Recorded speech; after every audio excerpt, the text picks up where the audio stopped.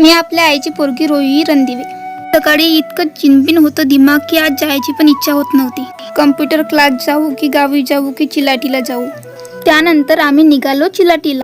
जिल्हा परिषद वरिष्ठ प्राथमिक शाळेत भारतीय जनता पार्टीचे जिल्हा युवा मोर्चाचे उपाध्यक्ष रवींद्र पटले यांचा वाढदिवस साजरा करायला. त्यांनी विद्यार्थ्यांना पुस्तक, पेन, साहित्य दिले. मुलाच्या चेहऱ्यावर आनंद होता. तिथं गेल्यावर मला पण आपल्या लहानपणाची आठवण आली. त्यानंतर आम्ही निघालो कारण मला लवकर जायचं होतं गावी आणि कम्प्युटर क्लास पण हाही पोरगा माझ्या नावानं पूर्ण त्रासून गेला होता. चल म्हणत होतो ना म्हणून. त्यानंतर बस स्टॉपवर थोडा वेळ वाट पाहिली आणि लगेच बस पण आली. तिथं माझे काकू पण बसलेत पहा खिडकी. पण काहीच असो, ड्रायव्हर बस खूप चांगली चालवत होता आणि मी लगेच साकोलीमध्ये पोहोचून गेली. मधून उतरली आणि बस स्टॉपकडे गेली, पण बस लागायला खूप वेळ होती. तर म्हटलं मित्राला चल चाय पिऊन झाल्यावर आम्हाला दिसली नानाभाऊ पटोले यांची बिल्डिंग. त्याच्यात पोरगा म्हणते वरच्या मजल्यावर जाण्याची परवानगी नाही आहे. मग आलून खाली वापस. मग त्याच्यानंतर मी बस स्टॉपवर गेली आणि मग बस लागली.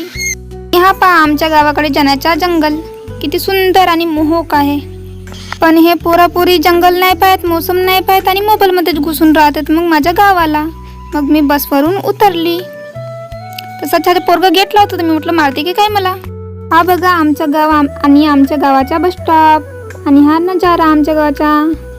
आणि हे 5 वाजेच्या बसने येणारे पोरं हे मस्त हाय बाय बोलत होते. आता जाऊया आपण आपल्या घरी पैदल. हा बघा आमच्या गावाचा नजारा. मी आल्यावर मग आमच्या घरचा कुत्रा पहा किती मस्ती करते, किती त्याला आनंद वाटते. कारण मी खूप दिवसातून तो आणि खूप असा अंगावर कुदते आणि त्यांच्यासाठी खाऊ पण आणतो. पण हा देख किती डेंजरस आहे कुत्रा आणि किती बहुतच जास्त डेंजर आहे. याला सांभाळणे बहुतच मुश्किल होते. पूर्ण कुर्ती फाडून टाकलं याने. एक बहीण पण आहे ती बघा तिच्यावर कुदेल पहा. त्याची बहीण आहे माऊ. तुम्हाला माझा ब्लॉग आवडला असेल तर कमेंटमध्ये नक्की सांगा. Bye bye.